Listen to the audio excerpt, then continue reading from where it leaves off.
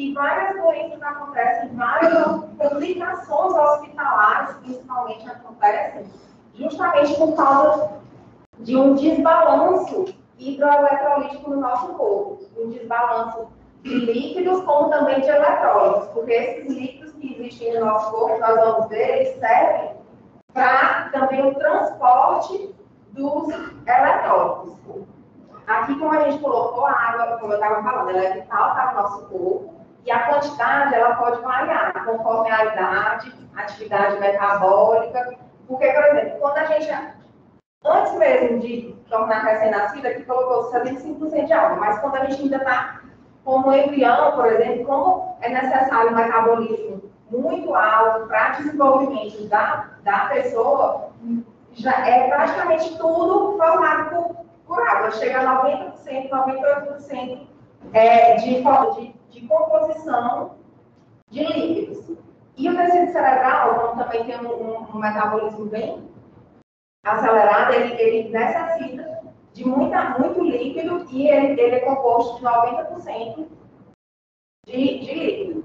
E, como eu estava falando, a importância da manutenção dos gradientes iônicos e do potencial elétrico. Nós vamos ver mais à frente que quando os eletrólitos, que eles são minerais, quando eles se dissociam em líquido, em solução, eles tornam-se íons. E esses íons, eles têm carga elétrica. E essas diferenças de carga elétrica entre os íons vão formando diferentes potenciais, que podem, por exemplo, gerar ou gradientes, né, ou a questão da polaridade, como a polaridade de membrana, ter um lado, polaridade significa o quê? Você ter um lado positivo ou outro lado negativo. Você chama polaridade. Isso é essencial nas nossas células e em todo o nosso corpo, porque é a partir disso aí que existem mecanismos para a contração muscular, para impulsos nervosos.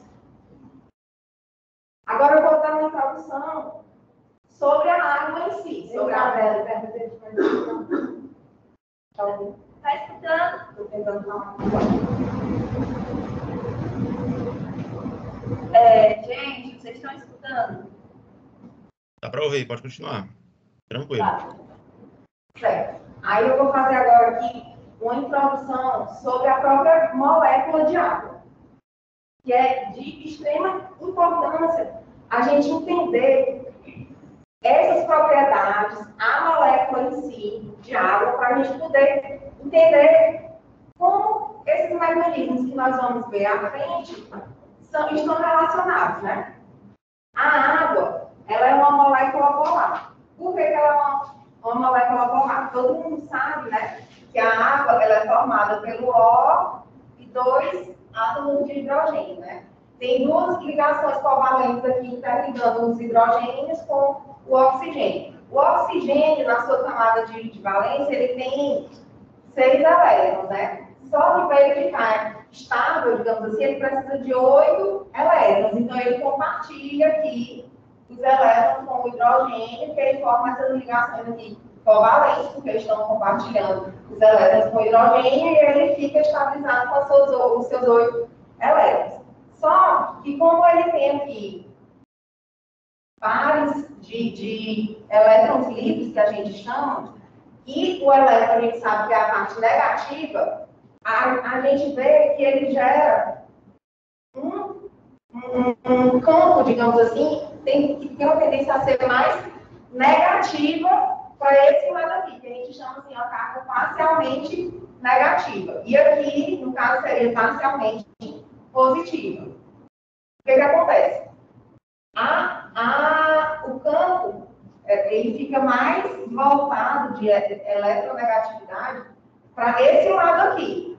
Então, esse lado aqui, ele fica mais negativo, né? E o que acontece? A água, ela não é uma molécula linear. Por quê? Justamente como tem esses elétrons livres, esses pares que eu falei aqui, a gente sabe que o que é negativo, ele repele o negativo, ele tem a tendência a puxar o que é contrário. Então, o que acontece? Aqui, no caso, esses elétrons líquidos aqui, ele vai, no caso aqui, repelir aqui e formar uma angulação de 105 graus aqui. Por isso que ela é angular. Se enfim, forma essa angulação, porque tem a questão dos vetores ainda, né, que é o vetor final aqui, que a gente coloca aqui, ele vai dar um vetor resultante para cá, e aí isso aí gera uma carga mais negativa para aquele lado. Isso aqui só para a gente explicar por que ela é uma molécula polar. E o fato dela ser polar, ela deixa... O fato dela ser polar, ela faz com que ela tenha interligações com outras moléculas polares. E ela também forma pontes de hidrogênio. Essas pontes de hidrogênio, elas são fundamentais para outras propriedades da água, como no caso, a coesão, a adesão, a capilaridade, a tensão superficial. E as outras também. Aqui, no caso, como eu estava falando da polaridade, a gente coloca aqui o solvente polar e universal, mas ela não é assim, 100% universal. Porque ela vai dissolver, no caso, ela vai conseguir se unir, fazer camadas de solvatação com outras moléculas que também são polares. Se for a polar, por exemplo, uma hora, que é a polar, aí a gente já sabe que eles não vão se misturar, né? E aí, aqui, o que acontece em relação às propriedades? A coesão. Aqui na figura, está mostrando a coesão, a possibilidade da água se relacionar com outras moléculas iguais, ou seja, a água se relacionando com água. No caso, seria através das pontes de hidrogênio. A coesão, ela está muito ligada também à questão da tensão superficial. O que acontece com a tensão superficial? Quando a gente imagina um recipiente de água, a água na parte interna, ela se liga com outras moléculas de água, formando com outras 4 ligações, outras 4 moléculas, ela vai formando essa ligação entre água. Então, entre isso aí existe a coesão. Só que na parte superficial, as moléculas de água que estão exatamente na superfície, elas não têm as ligações, digamos assim, com as moléculas de cima. Só tem com as moléculas de baixo. Então, ela já não é uma ligação tão forte, digamos assim, como a que existe lá embaixo. Mas, mesmo assim, essa tensão superficial ainda é bastante importante. Inclusive, existem insetos que conseguem caminhar, aqueles insetos que chamam até de Jesus, que eles conseguem caminhar na água, porque eles têm baixo peso, né? E alguns também têm uma camadazinha de oleosa, né? Mas, por conta dessa tensão superficial, eles não afundam. E aí, a outra propriedade é a adesão. A adesão que a gente já pode ver nessa partezinha azul aqui, porque é a relação que ela tem com outro substrato, porque são a ligação que a molécula de água pode fazer com substratos diferentes, né? Com moléculas diferentes. A adesão, ela é interessante porque ela já é relacionada com outra propriedade que é fundamental para a vida, que seria o quê? A capilaridade, né? Que é relacionada, por exemplo, numa árvore. A gente já parou para pensar por que a seiva bruta consegue vir lá de baixo e encontra a gravidade para chegar nas folhas. No caso lá, a árvore nas folhas ocorre sempre a transpiração, a respiração das folhas, e aquilo ali vai liberando água. Quando vai liberando água, uma molécula de água puxa outra molécula de água, porque é isso aí, coesão, né? Só que aí ela vai puxando, até chegar lá embaixo, e aí vai puxando outras moléculas, que no caso seria uma adesão que ela consegue fazer aos capilares da árvore, né? Da seiva poder subir e nutrir toda a árvore. Aí a capilaridade, como eu já citei, e o calor específico. No caso, o calor específico, ele é muito importante, porque a água gosta muito de um alto calor específico. Isso aqui que fala é 1 caloria por grama por grau Celsius. Significa que é necessário 1 caloria de energia para elevar a temperatura de 1 grama de água em grau Celsius. Isso aí, para a regulação da temperatura corporal, é de fundamental importância. Como o corpo, a gente vai ver, ele é formado por... A maior parte do corpo, né, digamos assim, um adulto tem uma média de 65% de água. Isso aí é super importante, porque, por exemplo, se você tivesse um baixo valor específico, aí você iria, aqui em Teresina, todo mundo ia morrer, porque o corpo ia esquentar logo rápido, a água ia esquentar muito rápido e o corpo não ia aguentar. Então, no caso, a água ela aguenta muito calor sem mudar a temperatura. Então, isso é de fundamental importância. E também acontece pelo contrário, porque se ela também tivesse um ponto de fusão assim, baixíssimo, né? A gente não ia querer viver num local frio, né? Agora, aqui em relação aos eletrólitos, eu tinha dado até iniciar falando lá no primeiro slide sobre os eletrólitos, por causa do equilíbrio hidroeletrolítico, mas aqui a gente pode ver que eles são partículas que em solução são capazes de formar cátions, que a gente sabe que são aqueles positivos, né? E os ânions, os negativos. E isso aqui é fundamental para o equilíbrio químico e essas propriedades aqui. A homeostase da água, a manutenção da pressão osmótica, a participação em reações de oxidação, regulação do funcionamento do músculo do coração, como eu tinha falado, que os impulsos nervosos, contração muscular, é de fundamental importância, e regulação feita no sistema renal. Depois os meninos vão explicar melhor essa interação de sódio, potássio, com a questão da expressão renal ou não. E aqui é a questão da composição. Porque a água, ela fica em compartimentos no nosso corpo. Nós temos, ela pode ficar na parte de extracelular ou intracelular. E a gente pode perceber que no extracelular tem a maior concentração do sódio, do íon cloreto, né, e bicarbonato. Já no intracelular, a maior concentração de potássio, aí dos fosfatos, né, e proteína. Também a gente vai ver que essa concentração aqui de proteína nesse meio intracelular também é importantíssimo por causa da questão da pressão oncótica, que já é uma pressão exercida pelas proteínas no sangue, né, nos capilares.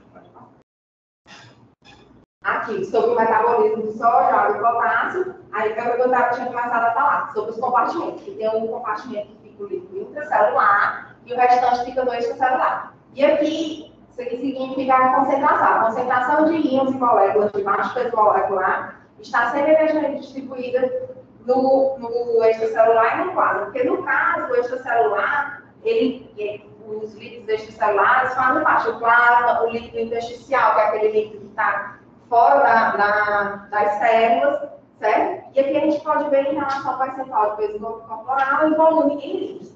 Só para fazer uma comparaçãozinha e ver que, por exemplo, em relação tem a modificação até em relação à mulher e homem. A mulher ela tem um percentual menor de líquidos no corpo do que o homem.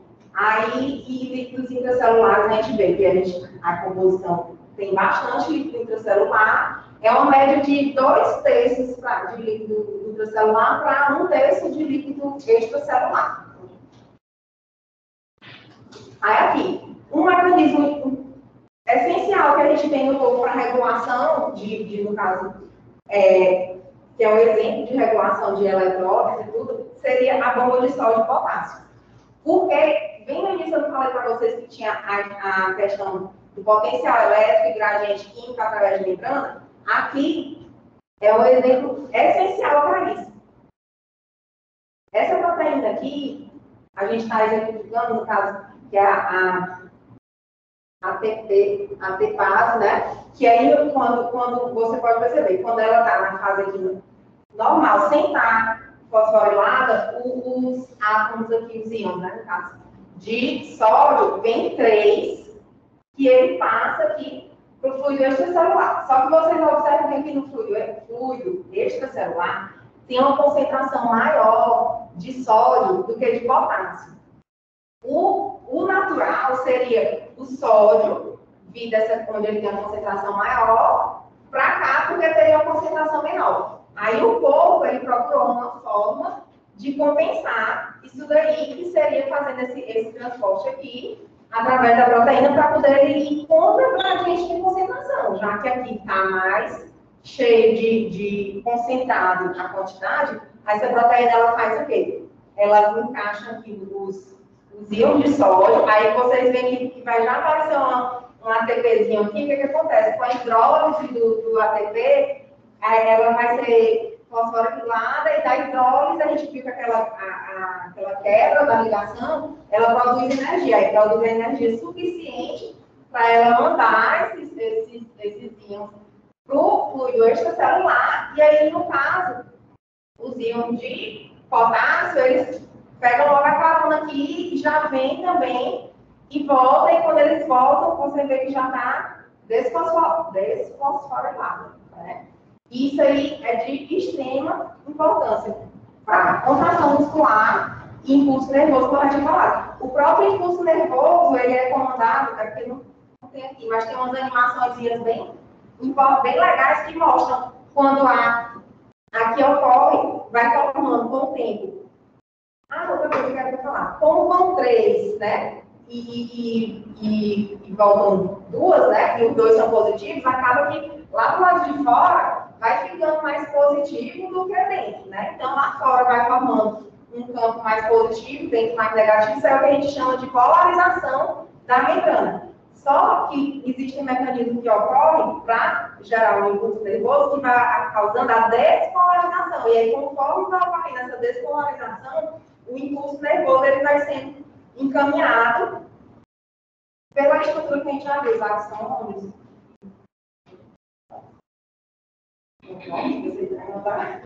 As fotos. Agora aqui sobre a osmolaridade e o equilíbrio hídrico. Como eu tinha mencionado, para o polvo sobreviver, ele tem que estar com uma homeostase bem regulada. Ou seja, a homeostase já é o próprio nome já diz, né? Que é a regulação. E esse equilíbrio hídrico aqui, ele é fundamental. As moléculas dissolvidas em água corporal contribuem para a pressão osmótica.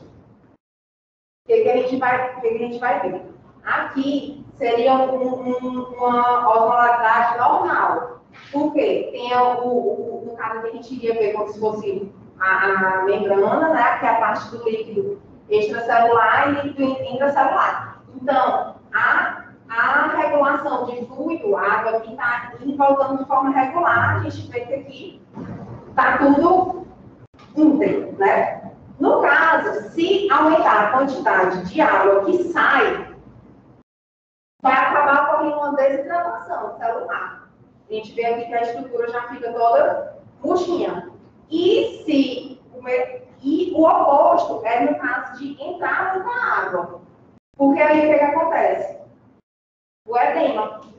Entendeu? A água ela vai entrar muito na célula, vai causando aquele inchaço, e isso aí gera o edema.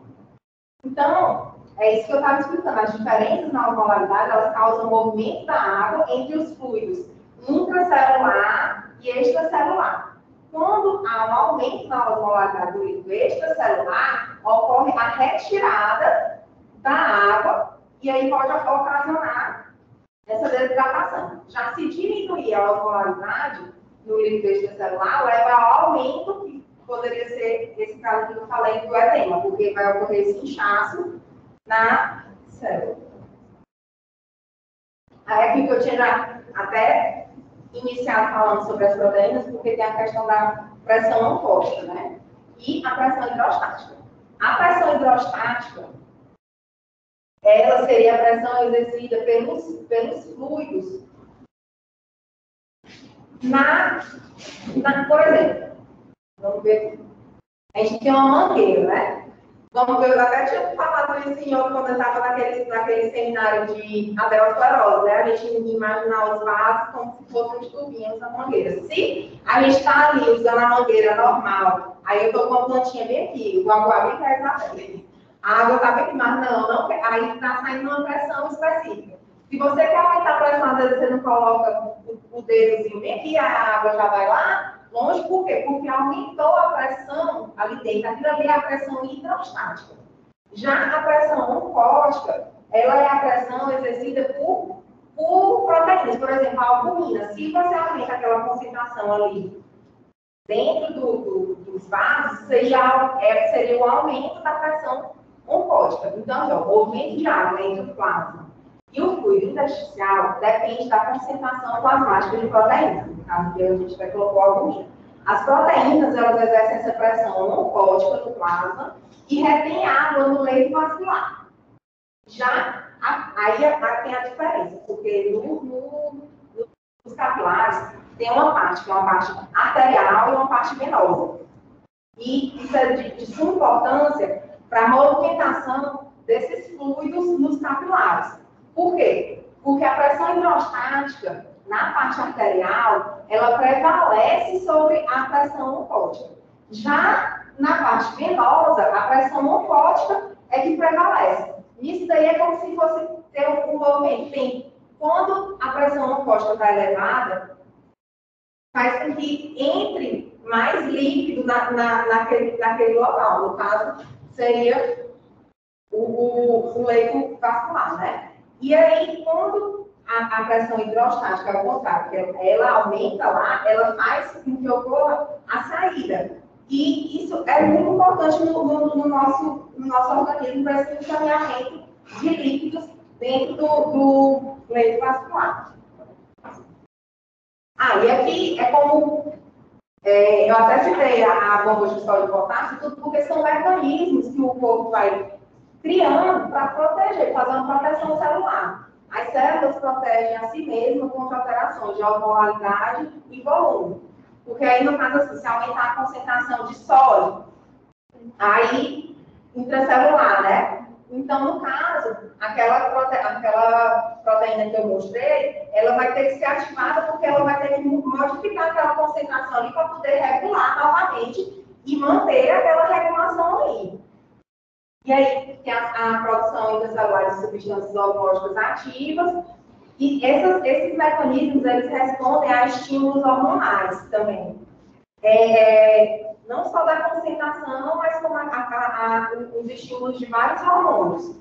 E sobre as células cerebrais, que elas se adaptam à osmolaridade aumentada do líquido extracelular. Aqui o aumento da concentração de aminoácidos e falando do suavitável. É importante essa questão das células cerebrais, porque a gente até vê em casos clínicos, onde acontece, por exemplo, do paciente ser internado, aí, por exemplo, tem até casos de cetoacidose, quando o paciente é internado, aí você vai medir lá o nível, por exemplo, de potássio. O potássio pode estar alto ali, e aí quando o paciente vai receber aquela administração endovenosa, a insulina, vai fazer aquela regulação, se você não controlar o nível de suplementação ou de regulação, dependendo do que você injetar, digamos assim, no paciente, se for muito rápido, digamos assim, o cérebro, ele pode, como ele já tinha se adaptado antes àquele efeito, ele pode gerar até um estado comatoso. Por quê? Porque quando você vai repor, às vezes pode cair, por exemplo, drasticamente o nível de sódio, se você for fazer uma reposição, justamente por causa daquele contrabalanço. Então, isso é de fundamental importância. Agora,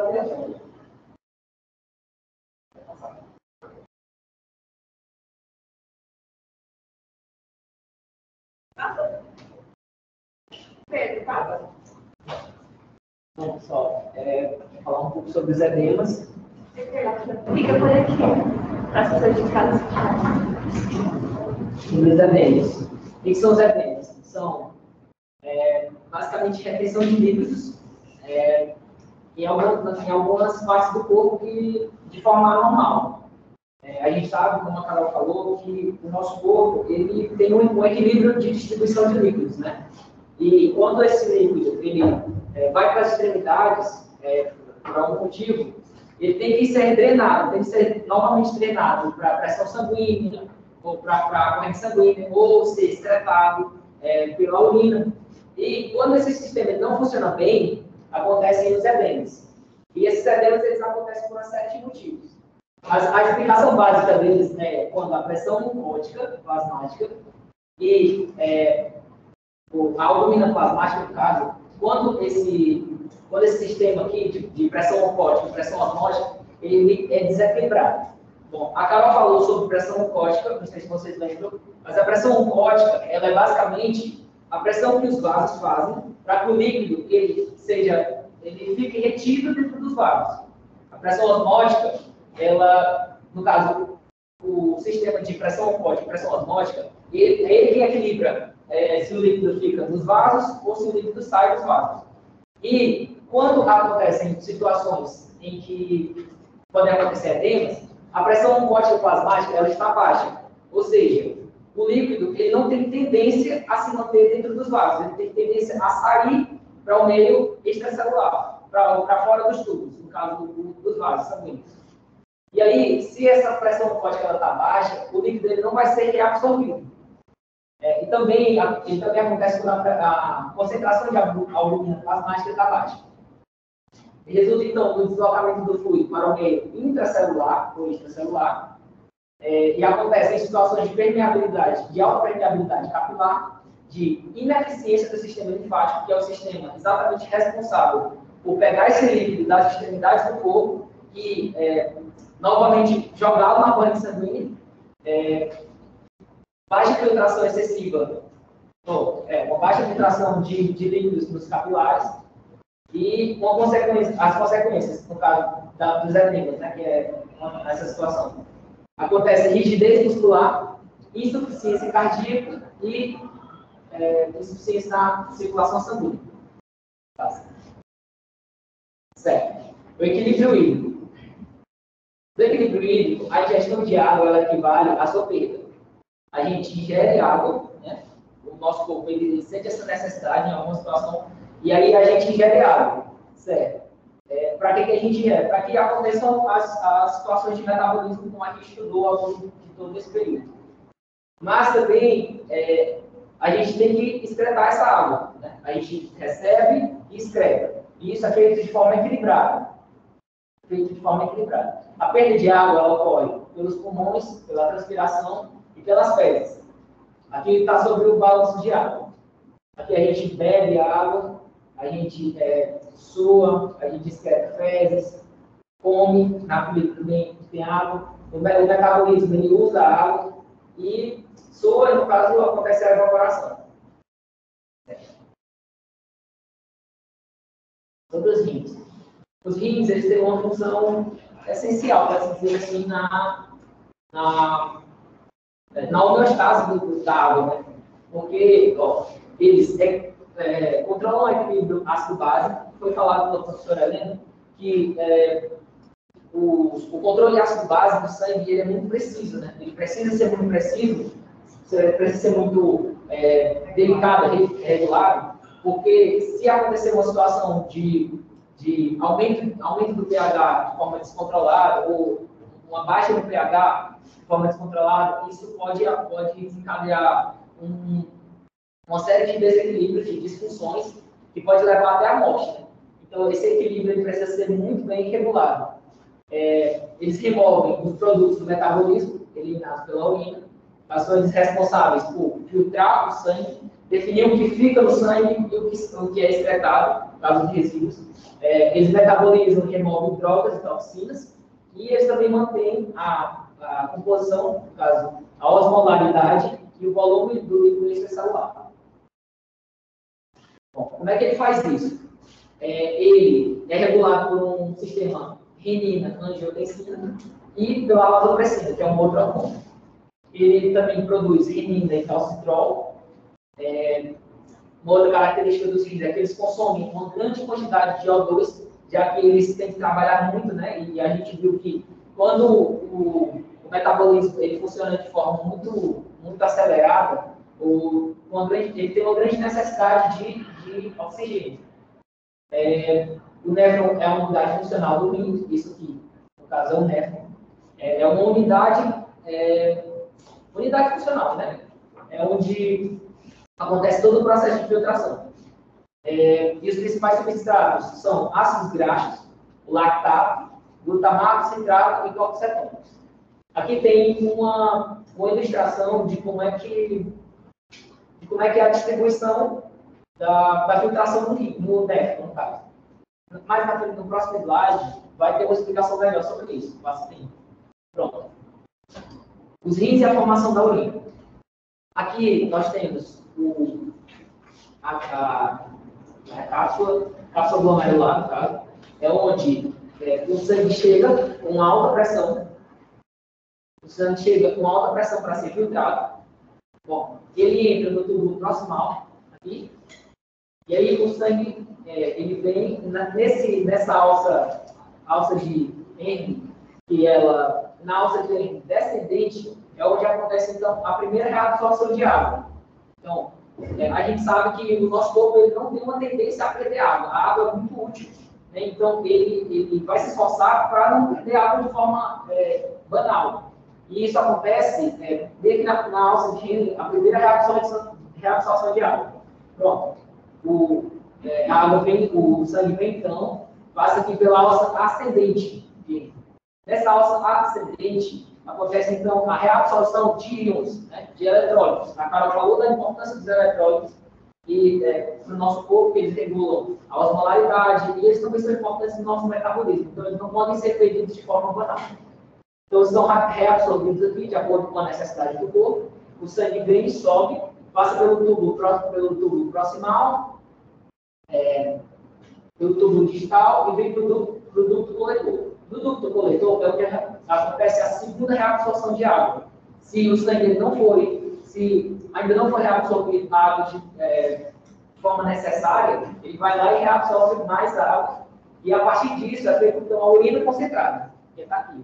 Então a gente tem as excretas, né? Aquilo que realmente o corpo não está precisando, a ureia, que é formada, e as substâncias que estão em excesso, de alguma forma, sim, a creatina também. Sim, passa. Pronto, a urina. A função da urina é regular a concentração de solutos no líquido extracelular. Uma urina diluída, ela tem uma baixa concentração de íons. A gente sabe que quando a gente bebe muita água, né, a nossa urina ela tem uma tendência a ficar mais clara, mais transparente, pela baixa concentração de íons, já que a gente está diluindo a nossa urina.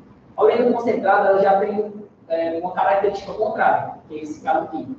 Uma urina concentrada, geralmente quando a gente acorda, que a gente vai urinar, a nossa urina ela tem essa tendência de estar concentrada, já que a gente passou em torno de 6, 7, 8 horas sem excretar, né? sem remover íons.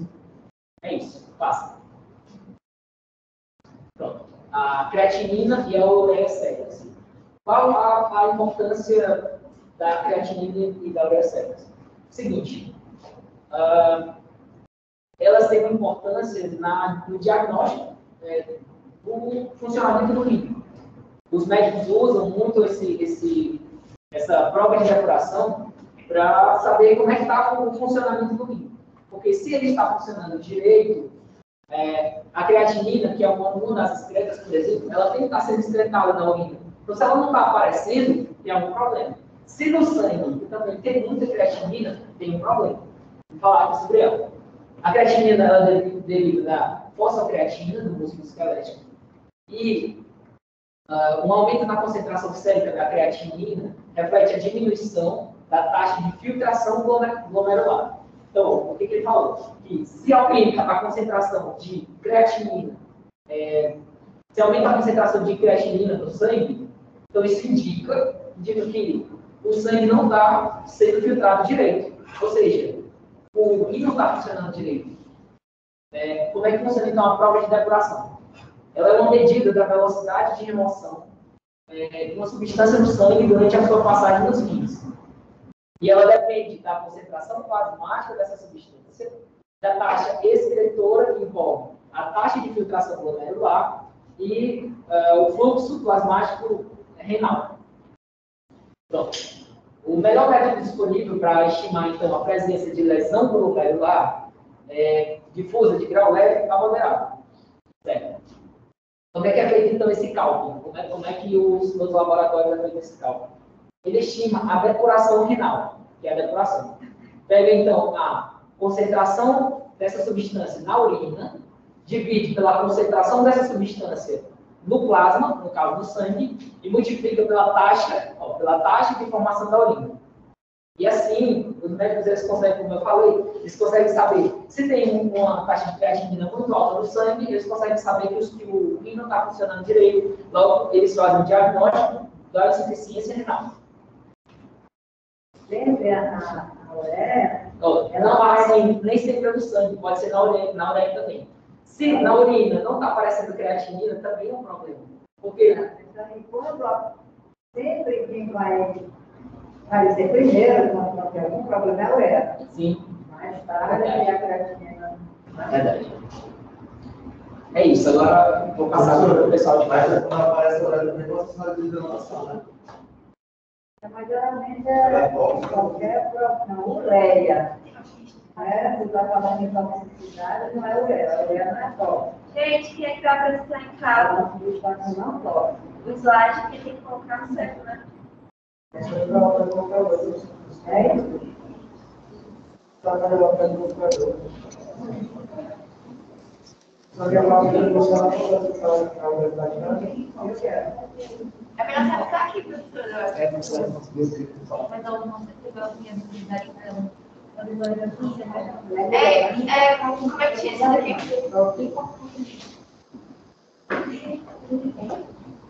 Também tem a barulho pra ficar.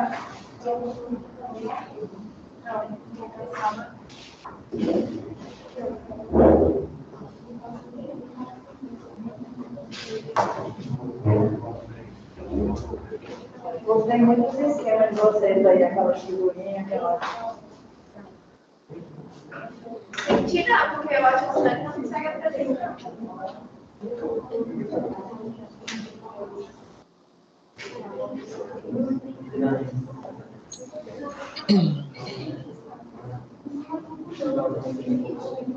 E aí, pessoal?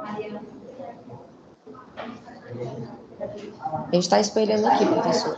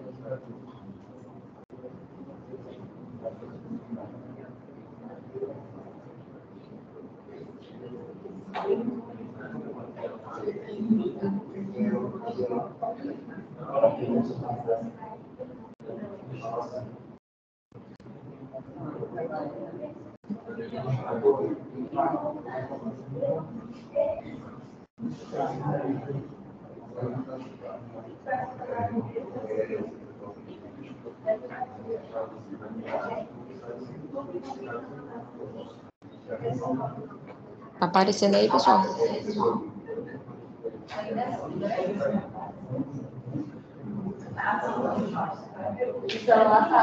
Tá aparecendo aqui.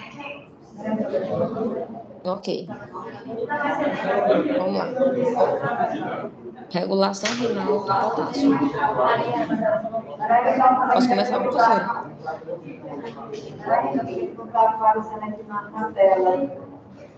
A tela aqui não é no computador, não.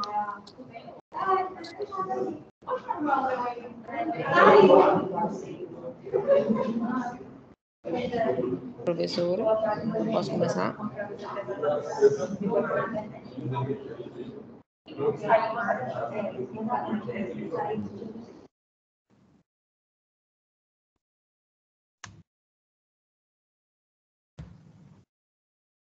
Posso começar?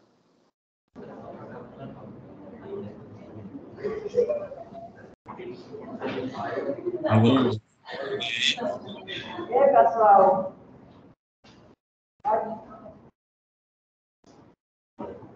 Pronto? Pronto. Ok. E vocês estão no computador aí, tá? Vocês no celular, vocês estão vendo? Tá. Nós estamos com um problema aqui que não está aparecendo, não. Pode encerrar o papo. Agora o...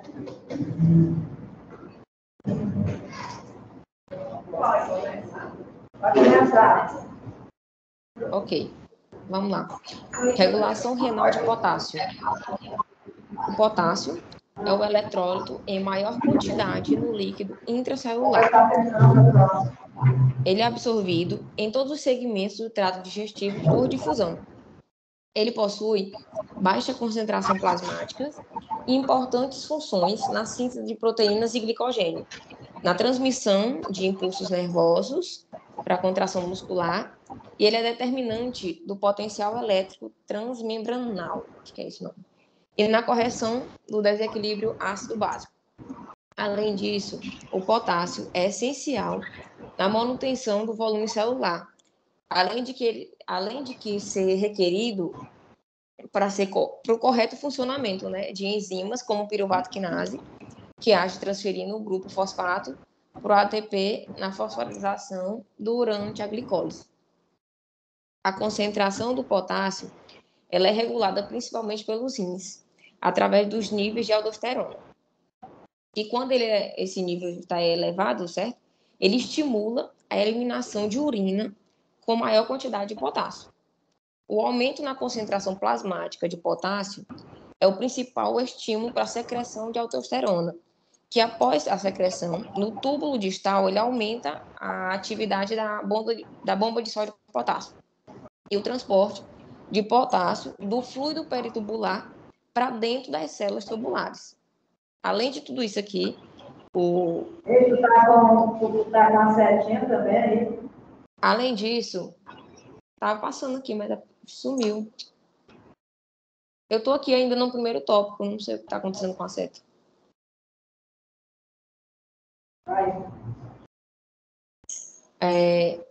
Sim, deixa eu ver aqui o que eu estava falando. A estimulação da reabsorção, né, do sódio, aumentando assim o gradiente elétrico para a difusão de potássio nas células tubulares para o lúmen e aumenta, né, a permeabilidade. O resumo da ópera.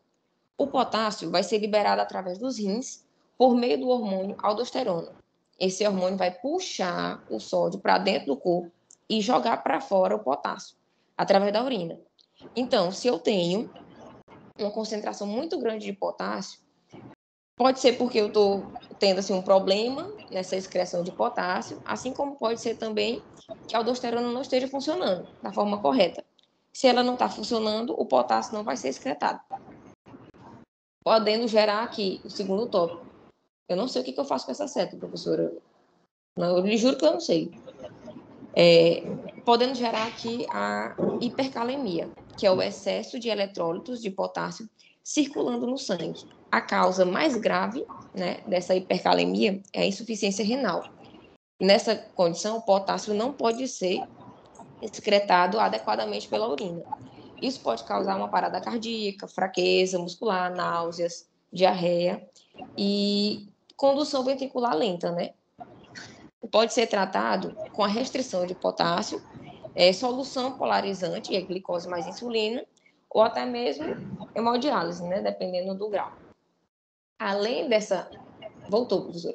Além dessa hipercalemia, também existe a hipocalemia, que é o inverso, é o baixo nível de potássio, que pode causar parada cardíaca, fadiga, anorexia, náuseas, câimbras, a força muscular diminuída e pode ser tratado, né, com o contrário da hipercalemia, que é a reposição de potássio. Os fatores que estimulam a sua secreção, né, a secreção de potássio, são a maior concentração de potássio no líquido extracelular, níveis elevados de aldosterona, maior concentração de fluxo tubular e a maior concentração de íons de nitrogênio ou de hidrogênio reduz essa secreção. a maior concentração desses íons de hidrogênio vai reduzir essa secreção. Agora eu vou falar aqui do próximo slide. Sistema renina,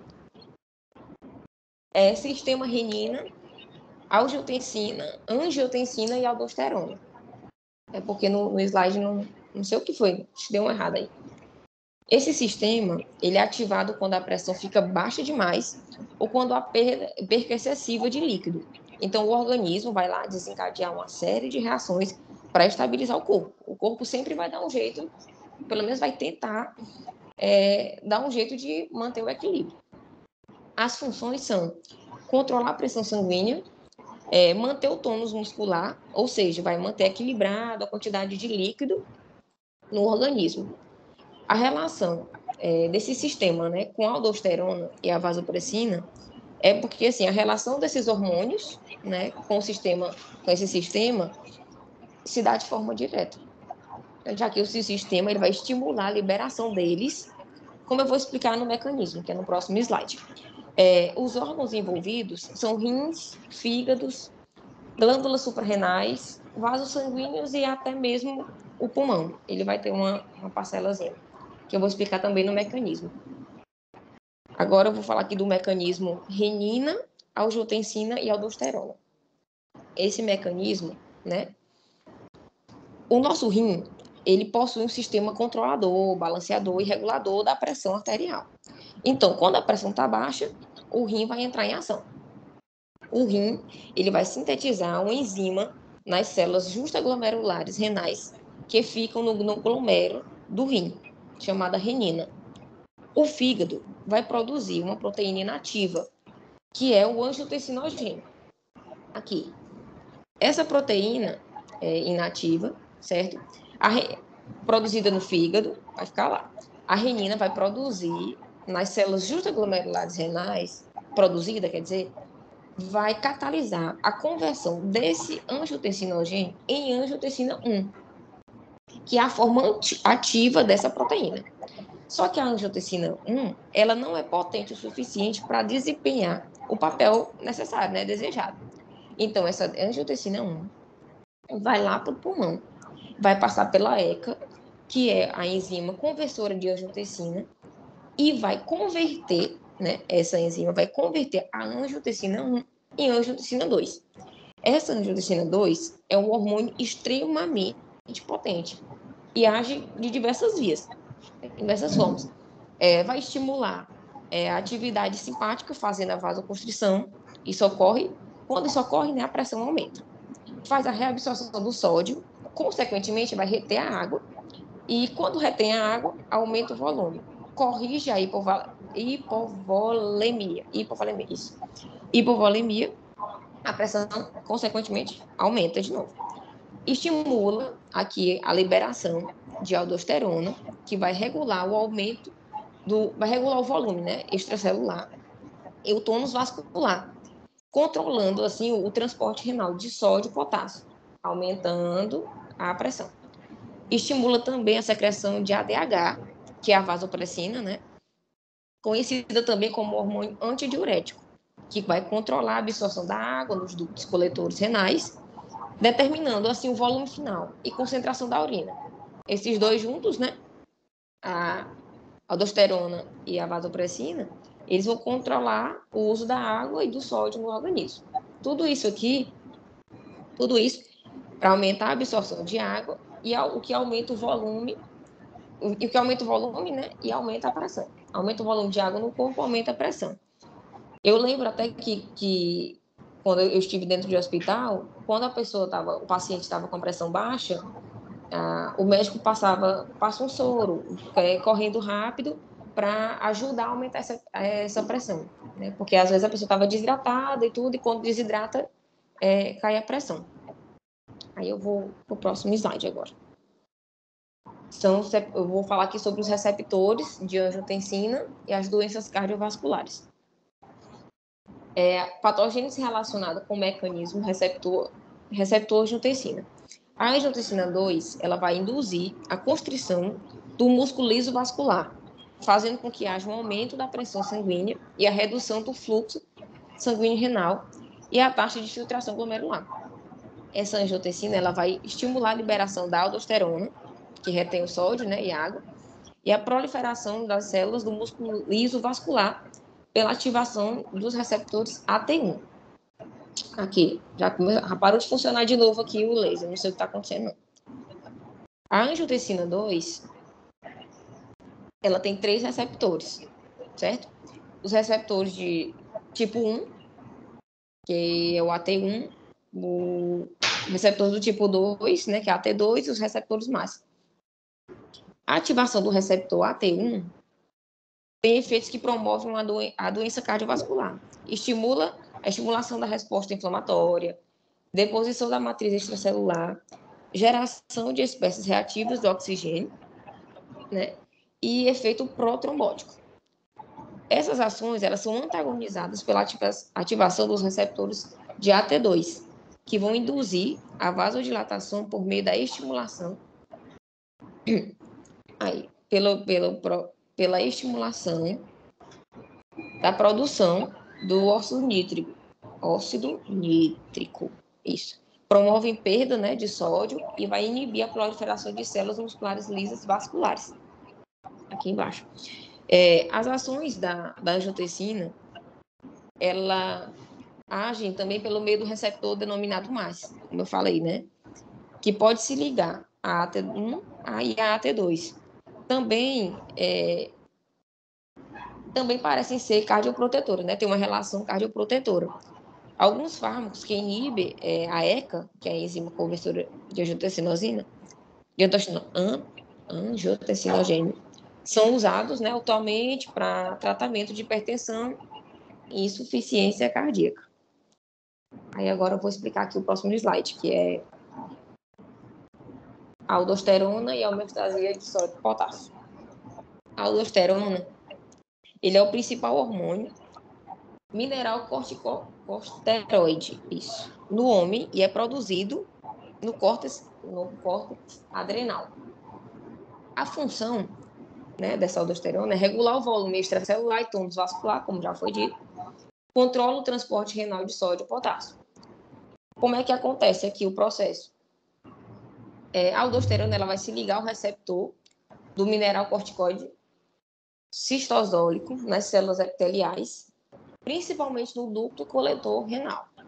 O receptor se move para o núcleo e se liga a domínios específicos de genes alvo, alterando a expressão gênica.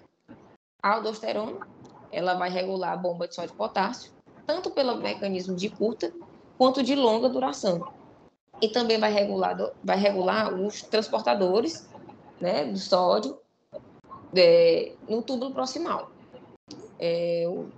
O cotransportador do sódio no túbulo distal, ele é um canal de sódio, e o canal de sódio na célula epitelial do ducto é um... Deixa eu me expressar melhor aqui. Vai acontecer lá no canal de sódio de célula. Um canal de sódio na célula epitelial do ducto coletor. O resultado final é um aumento na reabsorção de sódio e secreção, né, que vai ser aumentada, a secreção de potássio e o de hidrogênio. A aldosterona tá bem explicativo, né? Já foi tanto dito, falado sobre a aldosterona. Vou passar.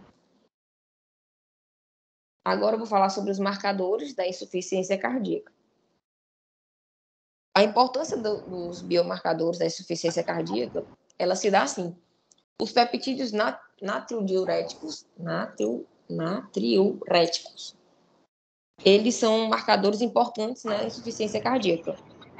Os 2 peptídeos principais são o peptídeo natriurético atrial, que é o ANP, e o peptídeo natriurético cerebral, que é o BNP. Esses peptídeos, eles promovem a excreção renal de sódio e redução da pressão sanguínea.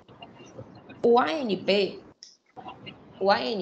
que é o peptídeo natriurético atrial, e o BNP, né, que é o peptídeo natriurético cerebral, são secretados em resposta à distensão atrial e à sobrecarga de volume no ventrículo. Eles se ligam, né, a receptores ligados às proteínas G Os receptores do tipo A estão localizados predominantemente nas células endoteliais e os receptores do tipo B, né, no cérebro. Existe uma reatividade cruzada entre os diferentes receptores natridiuréticos em relação a esses peptídeos. O ANP e o BNP como marcador de insuficiência cardíaca. É importante notar que esses níveis de ANP e BNP estão aumentados na insuficiência cardíaca e, consequentemente, as suas medidas vão ser usadas como marcadores bioquímicos precoces para essa condição, né, de insuficiência cardíaca. Essas medidas elas são particularmente úteis para excluir a presença de insuficiência cardíaca em pacientes, né? Eu vou explicar bem aqui a imagem que fica um pouco mais fácil de entender. O ANP e o BNP ativo, eles são responsáveis por fazer a clivagem dos aminoácidos. Eles vão ser responsáveis para diminuir a pressão sanguínea, né? Eles vão se clivar e vão diminuir a pressão sanguínea.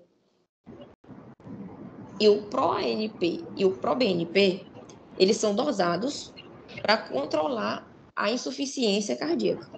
Eles vão ser úteis, né, para excluir a presença de insuficiência cardíaca nos pacientes. Porque, assim, às vezes apresenta, como é que eu posso dizer, sintomas inespecíficos, né, como, tipo, dificuldade respiratória.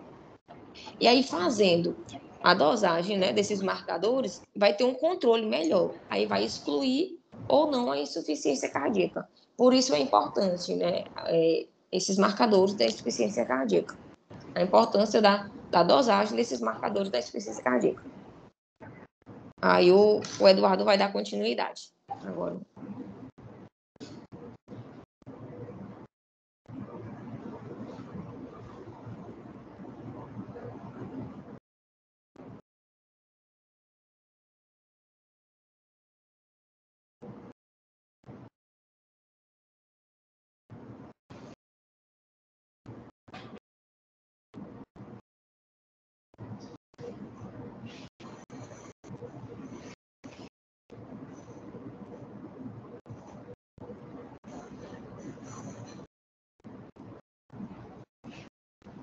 Bora, Eduardo. Só um minuto, professora, começar a espelhar aqui.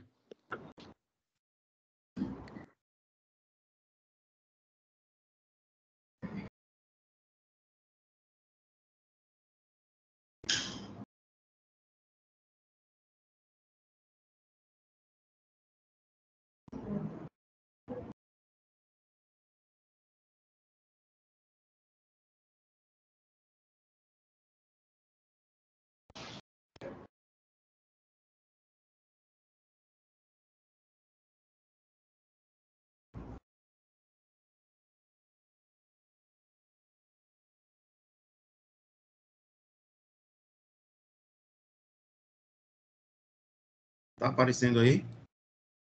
Tá.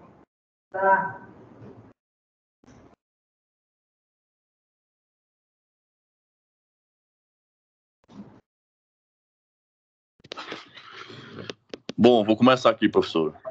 Dando continuidade ao seminário, eu vou falar das vasopressinas e acoporinas. A vasopressina, também conhecido como hormônio antidiurético, ADH, tem a função de facilitar a reabsorção de água que se encontra nos tubos renais. Como sabemos, os rins têm a função de filtrar o nosso sangue e tudo aquilo que não presta mais, que o nosso organismo não tem interesse, que está em excesso, vai ser eliminado através da urina. Parte da água que está sendo filtrada precisa ser reabsorvida novamente para ser utilizada pelo organismo, e essa reabsorção ela ocorre mediante a ação do ADH, que é o hormônio antidiurético. A vasopressina ela é produzida nos núcleos supraóticos e paraventricular do hipotálamo e é transportada ao longo dos axônios para a porção posterior da hipófise, onde é armazenada antes de ser processada e liberada para os túbulos renais. Agora eu vou explicar como ocorre a liberação e produção do ADH. Entre outras causas, o principal fator para a liberação e a produção do ADH é a variação na concentração plasmática. na região anterior do hipotálamo, os homorreceptores, eles são responsáveis por captar a variação da osmolaridade do plasma, e quando a concentração do plasma aumenta, esses homorreceptores são ativados e vão emitir sinais até os núcleos supraóticos e paraventricular, para que se inicie a produção e a liberação da vasopressina. O ADH também, ele atua nos rins junto com as aquaporinas. Quando o ADH ele é liberado na corrente sanguínea, ele se liga ao seu receptor, V2, é localizado nas membranas das células tubulares, nos ductos coletores. O receptor ele é acoplado a proteínas G e ativa a adenilciclase. A adenilciclase, por sua vez, ela vai promover a transformação do ATP em AMP cíclico, que é um processo de desfosforilação.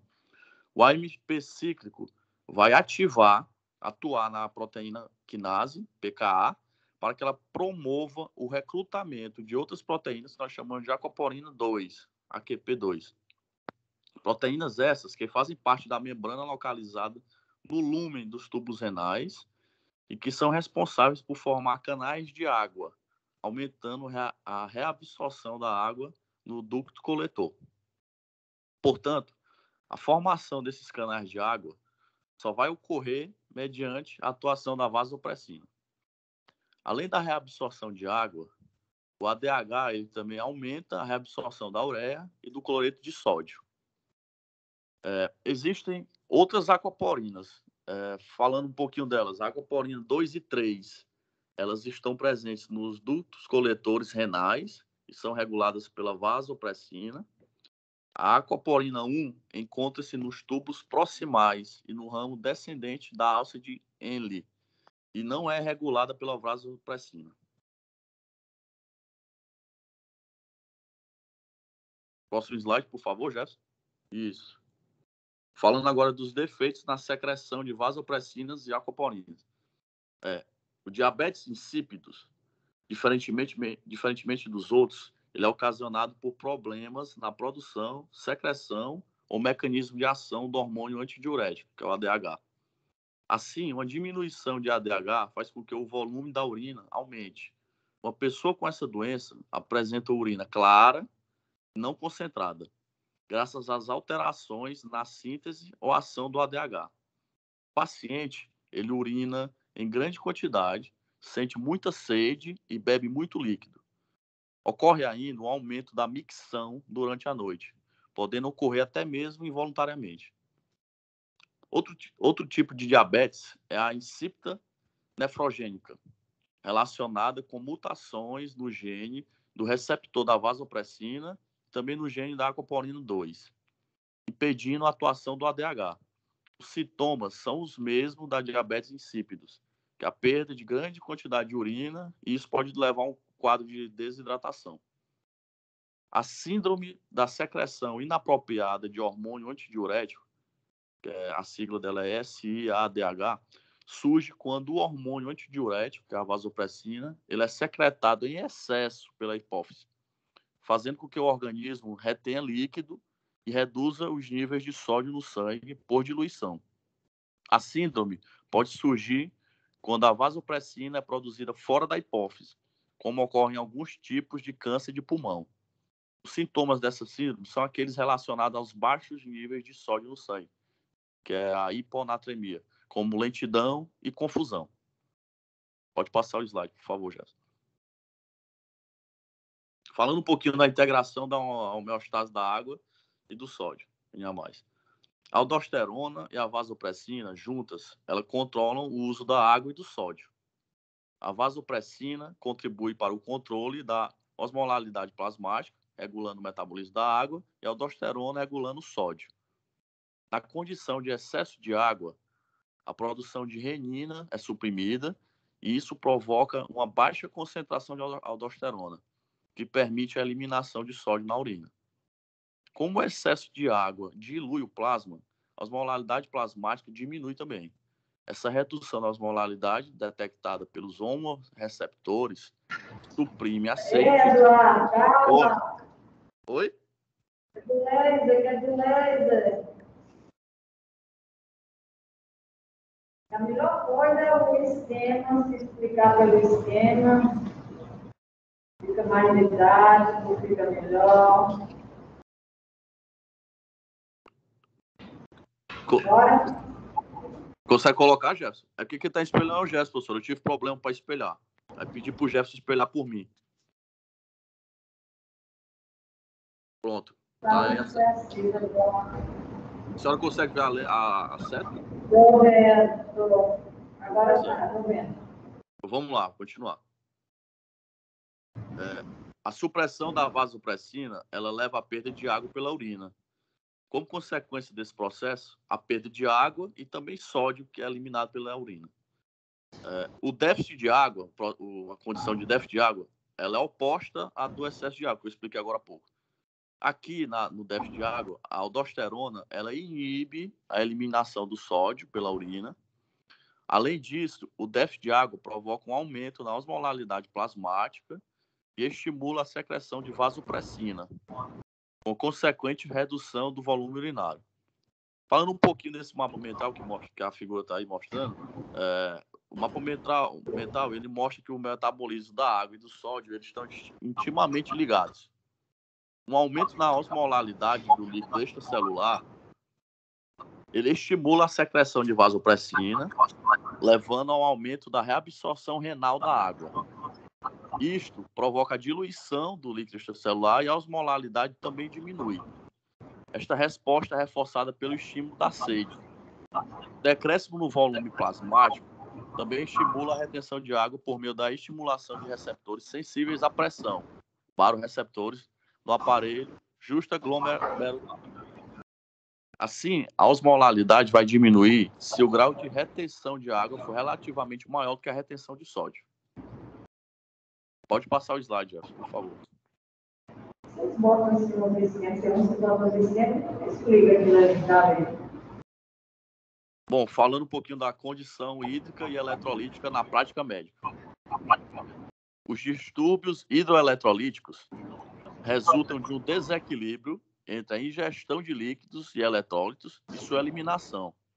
Também do movimento da água e dos eletrólitos entre os compartimentos do organismo.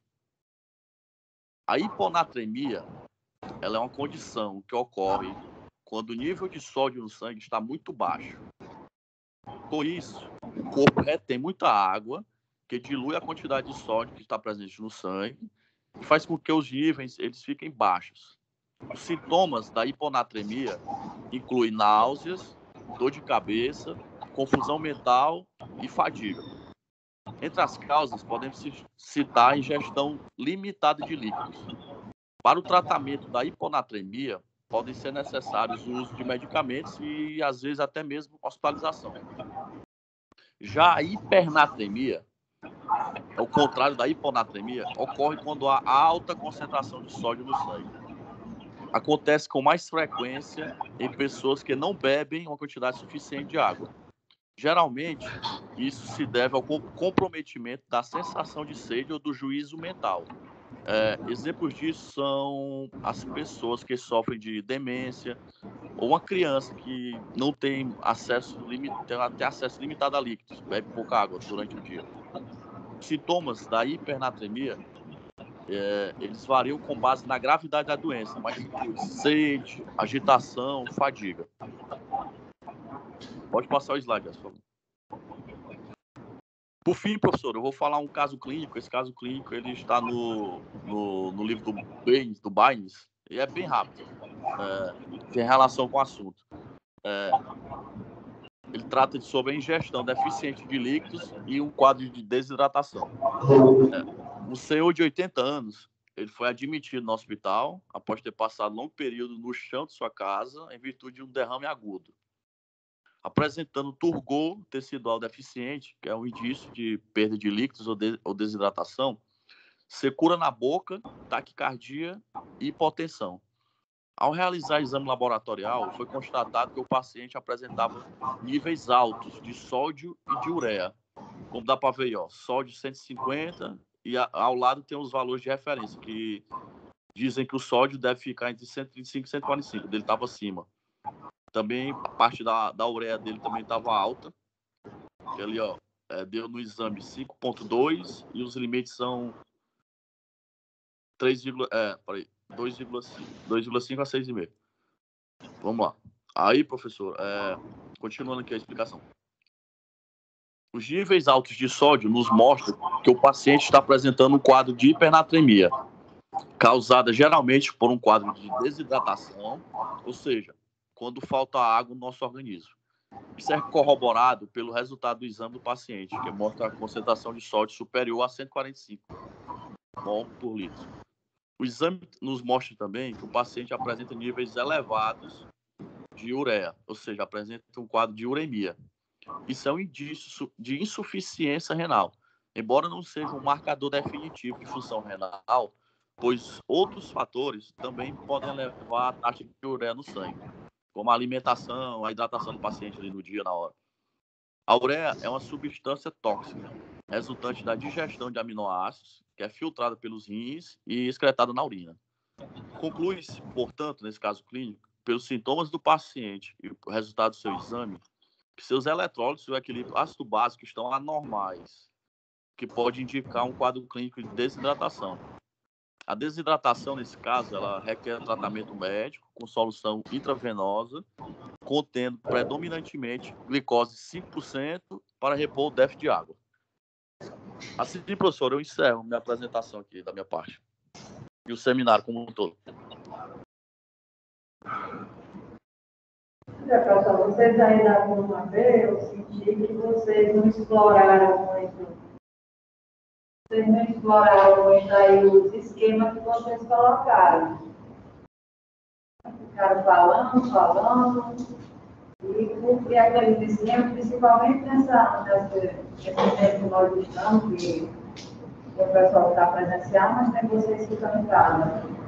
Então, facilita demais a explicação dentro desses esquemas que vocês colocaram. Porque às vezes vocês colocam e exploram.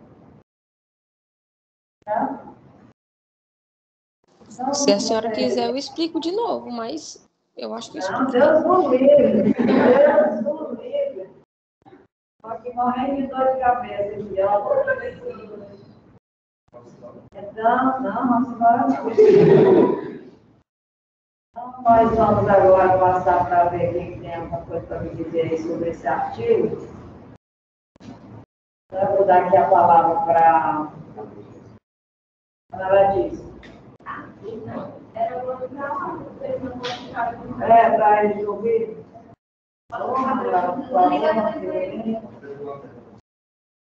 E ela vai colocar a pessoa também.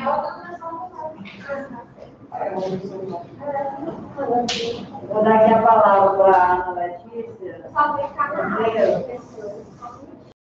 Ela vai colocar aqui no computador para você poder ver o que ela quer dizer sobre o artigo.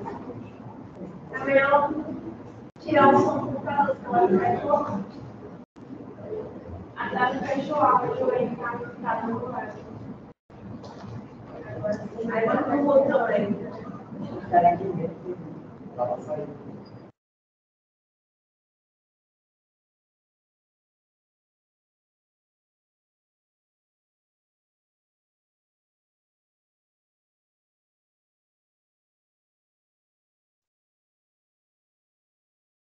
Poxa, ela saiu, foi, minha gente?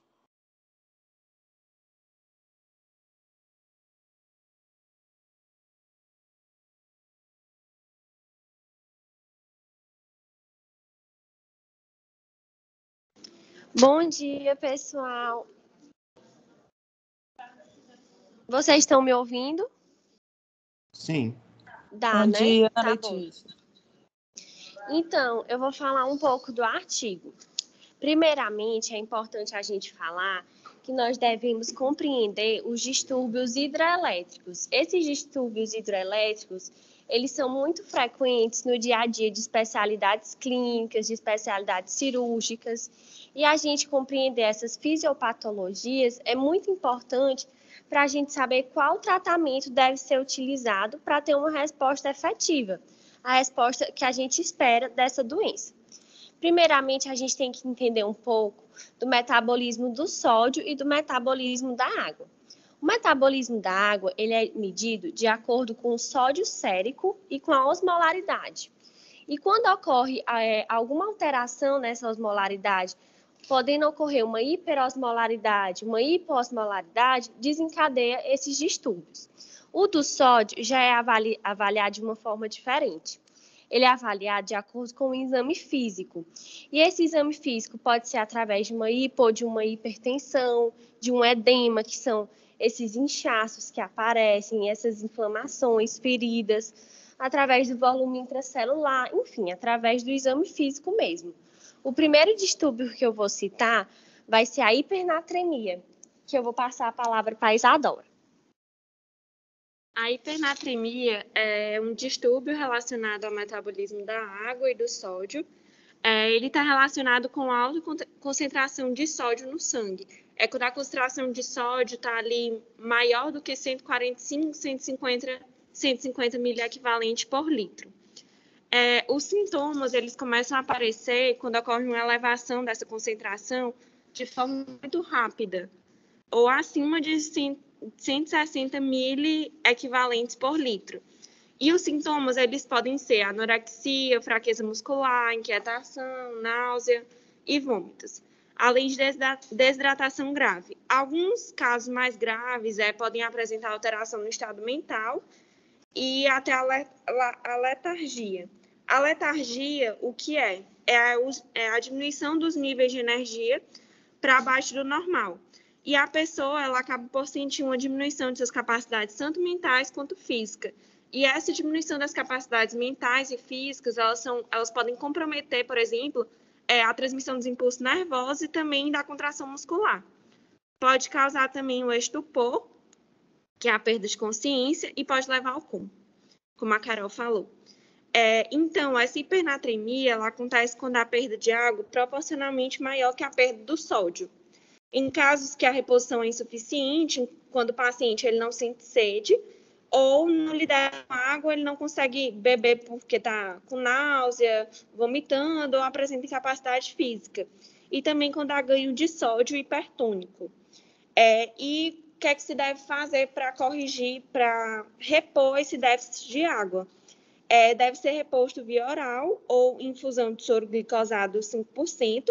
E os cuidados eles devem ser tomados para evitar uma correção muito rápida, devido aos riscos que essa correção muito rápida pode...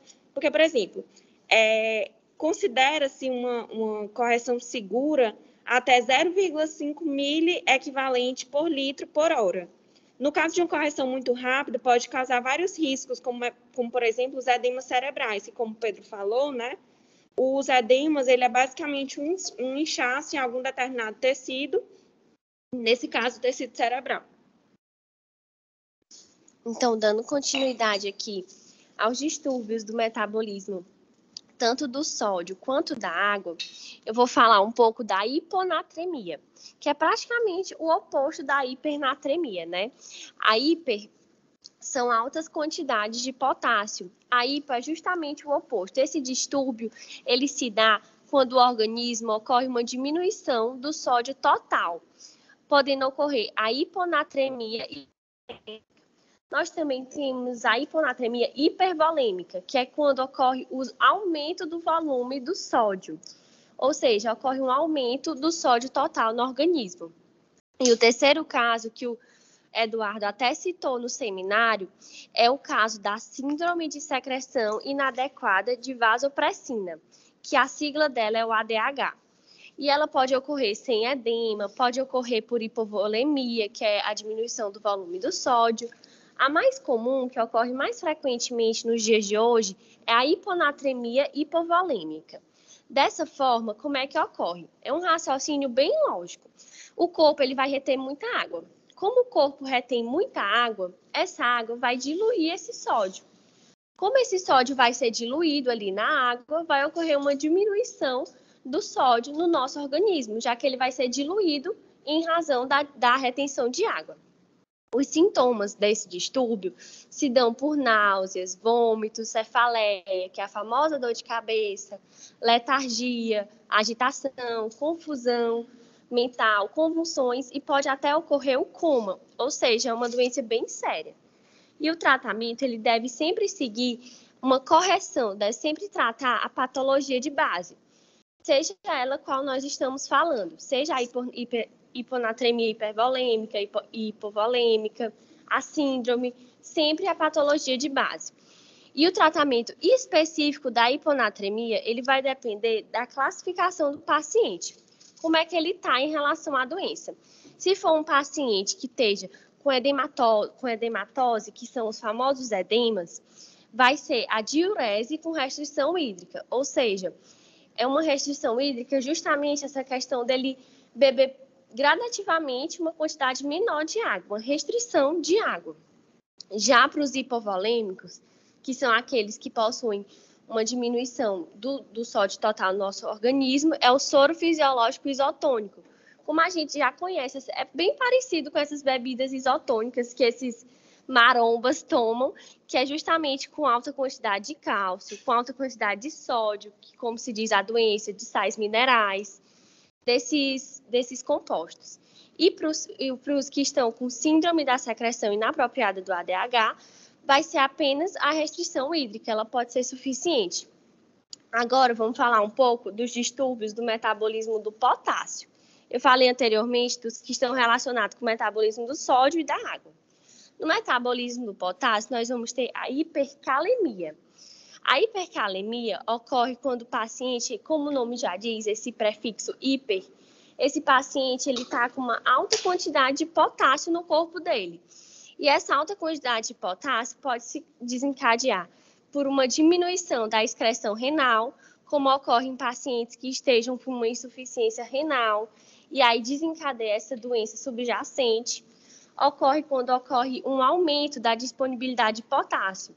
Pode ocorrer também quando ele está com uma dieta muito rica em potássio, ou quando ele está tomando algum medicamento que desencadeia um efeito colateral como esse. E a outra maneira é a redistribuição do potássio para o meio extracelular, que ocorre em pacientes que estejam com uma acidose ou com uma hiperosmolaridade. E os seus sintomas são bem semelhantes. São a náusea, a fadiga, fraqueza muscular, ritmo cardíaco anormal, paralisia facial. E aí o tratamento ele é dividido em 3 partes. A primeira é antagonizar os efeitos tóxicos do potássio sobre o potencial da membrana plasmática, né? E a segunda forma, a segunda parte desse tratamento é redistribuir esse potássio ali da membrana, do meio extracelular, para o meio intracelular. Já que esse potássio está acumulado, então vamos redistribuir ele. E a terceira parte é promover sua excreção. Como ele está acumulado, como ele está em alta quantidade, a gente tem que eliminar. Como é que a gente pode eliminar? Através de uma excreção renal ou gastrointestinal. E para finalizar, eu gostaria de citar o tratamento por hemodiálise. Esse tratamento não é muito indicado porque ele é bem agressivo. Mas quando esse tratamento que eu citei anteriormente, ele não tem uma resposta efetiva, a gente vai buscar a hemodiálise. Como é que ocorre a hemodiálise? Ocorre quando há uma dificuldade do controle dessa doença. Aí nós vamos ter também a hipocalemia, que a Charlene vai falar um pouquinho.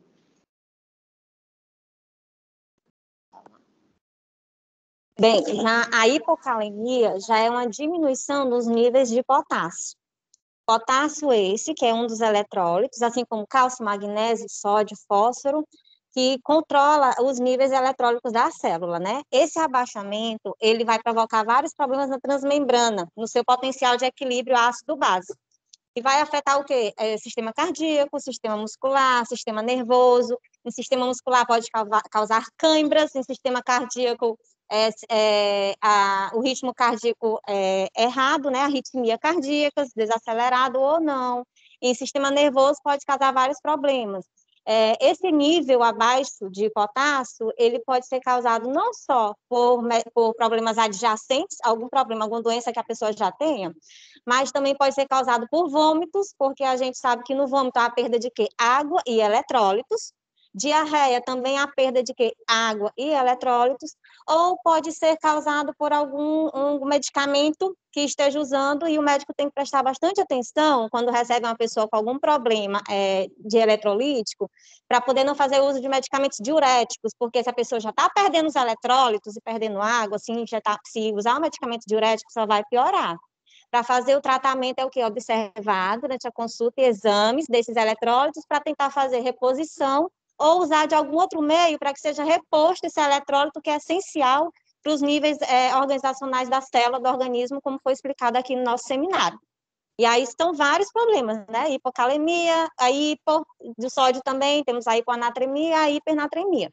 Tem que ter bastante cuidado com a quantidade e os níveis normais desses eletrólitos na célula, porque, como a gente viu no seminário, água e eletrólitos são essenciais para que o organismo se mantenha bem ativo.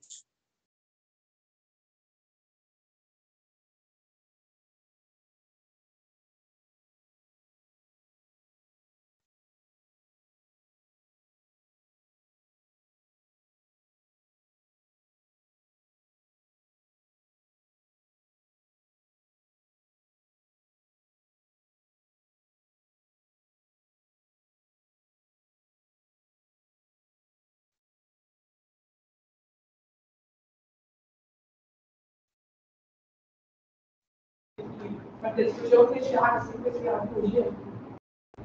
Isso vai trazer muito mais quantidade de alimentar as células. Vai fazer degradação da proteína muscular. Ou seja, os miócitos músculo, eles vão se verificar menores. Você não ter o mesmo visual que a gente teve antes de essa da taça.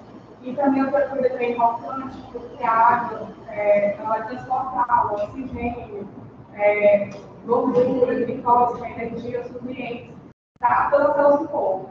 E aí, isso vai ser muito importante também, porque vai remover, ao mesmo tempo vai transportar, ela também vai remover produtos residuais que são inibidores de alimento, como o ácido lático e o dióxido de carbono dos músculos em atividade.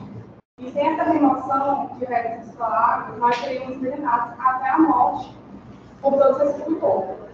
E também tem outra coisa que a gente considerar, que o sódio, né, também é o eletrolito, né? Quando ele está, quando você não pode comer muito sódio, né, geralmente, porque isso vai fazer uma certa retenção de líquido no seu corpo. Mas, tipo, você sabe, né, que as células vão se absorver, né, o sódio, o cloro, né, dependendo do equilíbrio, né, que a gente fala sobre isso. Aí também, quando você, a gente pensa também, ele só tem que ter uma atenção. Mas tem um lado também que pode acontecer, tem uma perda de líquido, você dá o acesso de sódio no organismo. Isso a gente já vai sobre também. E essa doença na triurese e diversão. E a principal também, quando você ativa certas quantidades de eletrolitos em geral no organismo, aí a gente reter, mas a gente tem que aprender para poder manter a pressão arterial corretamente. Tem que ver que água e eletrólitos eles estão ligados, eles funcionam conjuntamente. Se eu ver que eu estou perdendo água, eu estou perdendo eletrólitos também. Professor. E aí? Vai lá. Eu queria complementar um pouco aqui também. Desculpa primeiramente por não ter ido à aula, estou doente, pedi para a Natália avisar, mas eu queria complementar um pouco aqui sobre a questão do desbalanço hídrico, que não está no artigo, e também o artigo as meninas já falaram muito bem dele, mas eu queria falar um pouco aqui sobre o desbalanço hídrico, que se dá justamente com a questão da base de quantidade de água, né, que é perdido ou ganha. Aí esse desbalanço hídrico gera, por exemplo, a desidratação. A desidratação, como foi mencionado, ela pode ser tanto isotônica, como hipertônica, quanto hipotônica. Essa classificação dá-se devido, por exemplo, à isotônica, quando há uma perda proporcional de água e sal, ou seja, a água e o sal estão sendo perdidos pelo corpo da mesma quantidade. A hipertônica, quando se perde mais água do que sal, né? Como, por exemplo, na sudorese, diarreia osmótica, ingestão inadequada de água. A terceira classificação, que seria a hipotônica, a gente perde mais sal do que água, como, por exemplo, na reposição de água pura pelo corpo, na sudorese. E é para isso, por causa dessas coisas, assim, desses fatores, que se gera, por exemplo, a reposição de fluidos, né? Que vem como objetivo no paciente de trazer justamente a hemodinâmica corporal, a homeostasia corporal entre as águas e os eletrólitos. Por exemplo, quando há, por exemplo, algumas necessidades, alguns fatores, alguns sintomas e estados corporais perdão, professor, que fazem com que a gente modifique a necessidade diária de água, né? A febre, por exemplo, a febre quando ela está aumentada, ou seja, quando ela está aumentada, ela gera no corpo ali uma hiperventilação, aumento da evaporação. Esse estado clínico aí, ele vai fazer justamente elevar a necessidade de água por dia.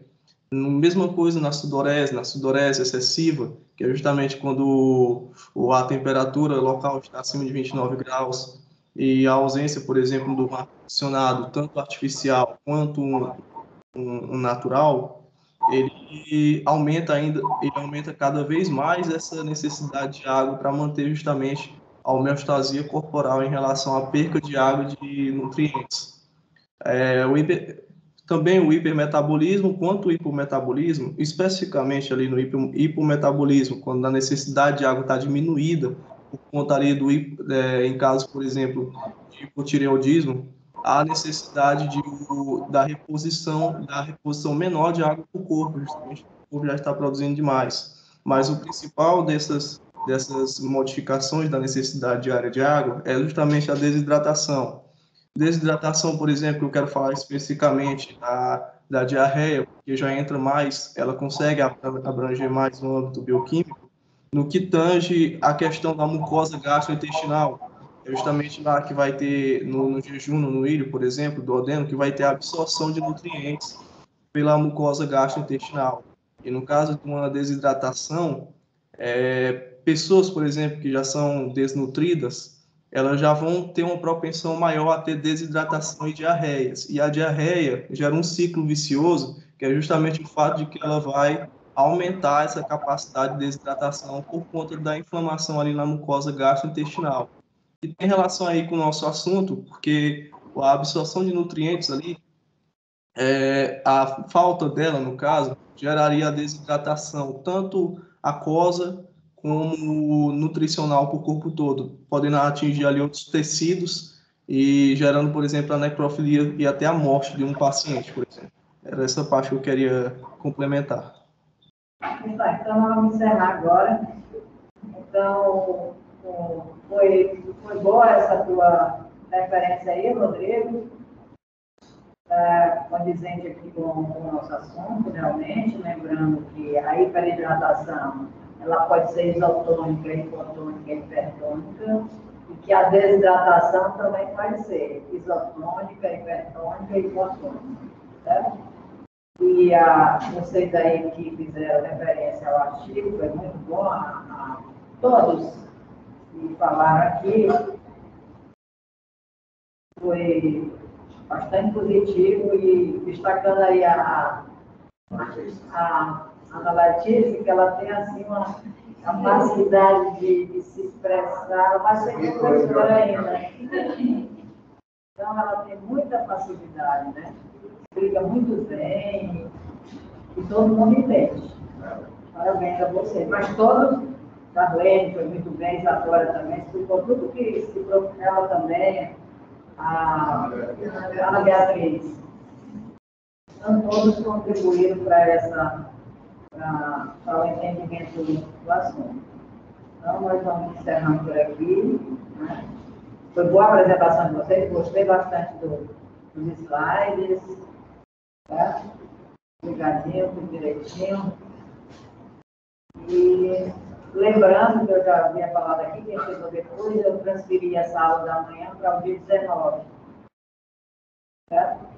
O resto vamos continuar com os assuntos, continua do mesmo jeito. Só essa de coagulação sanguínea que eu transferi para o dia 19. Tá legal? Levanta aqui. Como é que você daquela aula? Professora.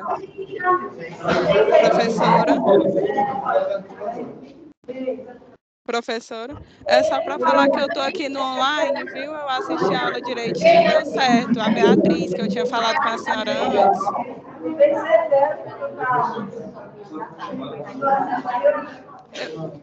Eu não estou ouvindo, não.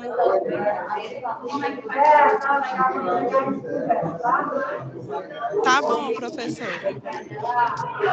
Tchau.